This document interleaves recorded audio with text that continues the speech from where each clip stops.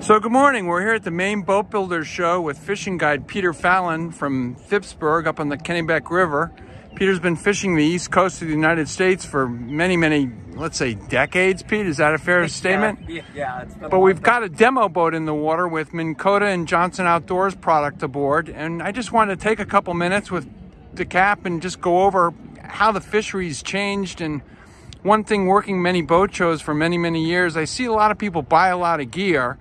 And there's a lot of people that kind of go the VCR route. They hit the power and they hit the play button and that's it. But there's a lot to be had if you harness the technology. And I was going to ask Pete, maybe if you could just touch on some of that with spot lock and the cartography and the MFDs and how to put it all together to maximize your fishing return. Yeah, a lot of my anglers have boats of their own. So we spend a lot of time talking about, teaching them how they can get the most out of their systems. And a couple of things that stand out to me in terms of spot lock with the trolling motor.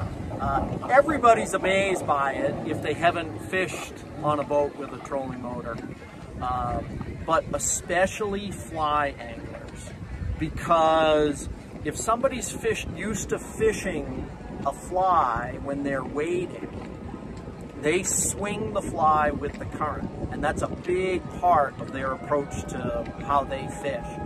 And so often in saltwater, people's approach with the fly rod is just to cast the line out and strip the fly back. And with spot lock, it's like you're wading when you're in any current, because the boat is stationary.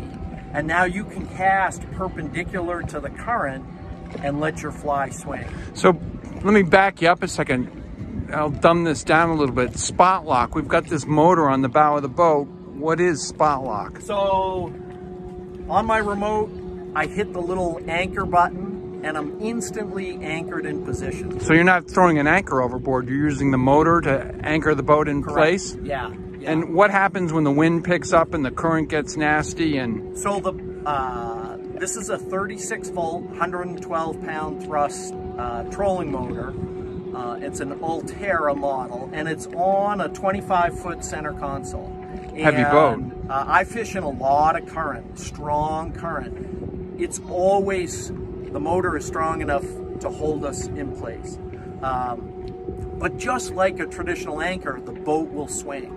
So right now, we've got some wind out of the north. If it were to shift around to the east, the bow of the boat would stay in the same position, and we would change aspect. So the motor is kind of pulling the boat versus a dynamic positioning system, which is pushing the boat, if I understand this right. Yeah, it gives us much better control. Whether we're stationary, spot locked, stationary, anchored, or whether we're moving. Pulling the boat is a big difference. Now with the Johnson Outdoors group, where we own Minnkota and Humminbird and Cannon, how does the motor tie into your MFD, your chart plotters?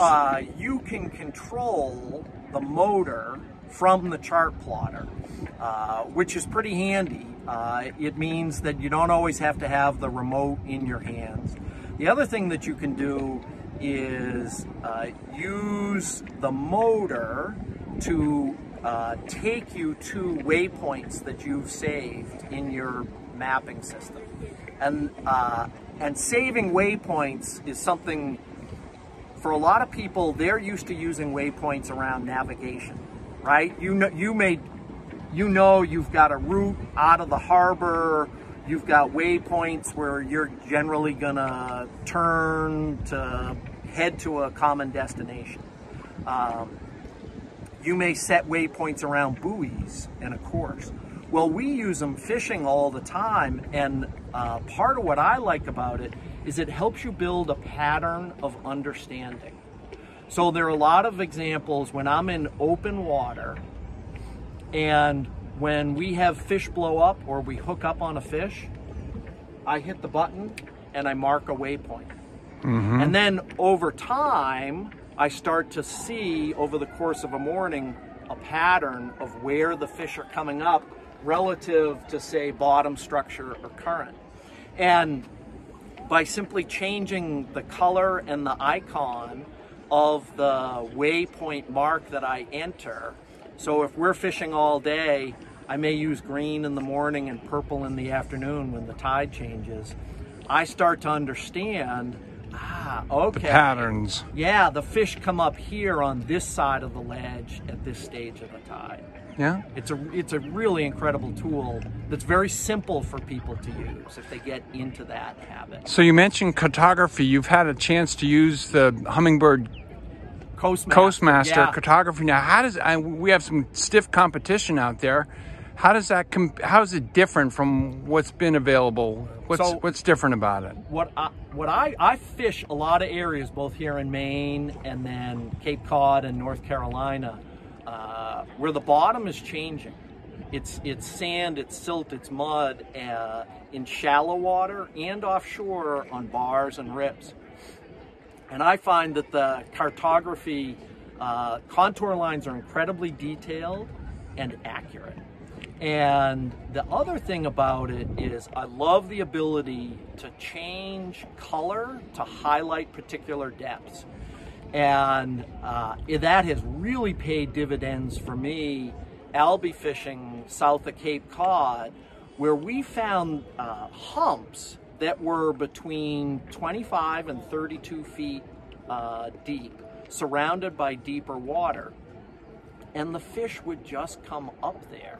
And entering all those waypoints, we found a spot that was really consistent fishing out in the middle of open water.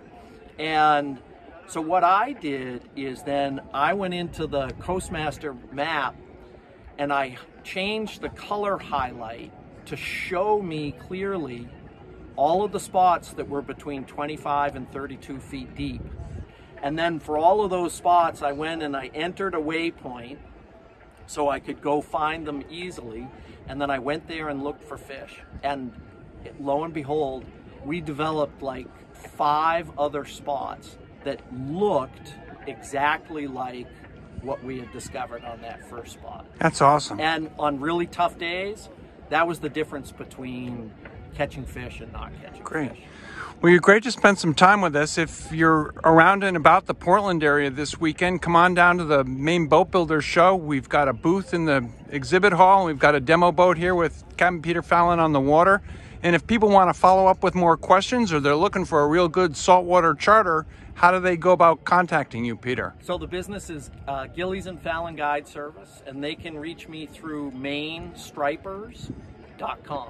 And if they want to come, I'll put the remote in their hand, let them run the trolling motor. We'll play with the mapping, and if they have questions, they can find my email address there, send me a note, and I'll help them out. That's awesome. Well, good fishing, Cap. Have a great day. Thanks, Mark. Thank you.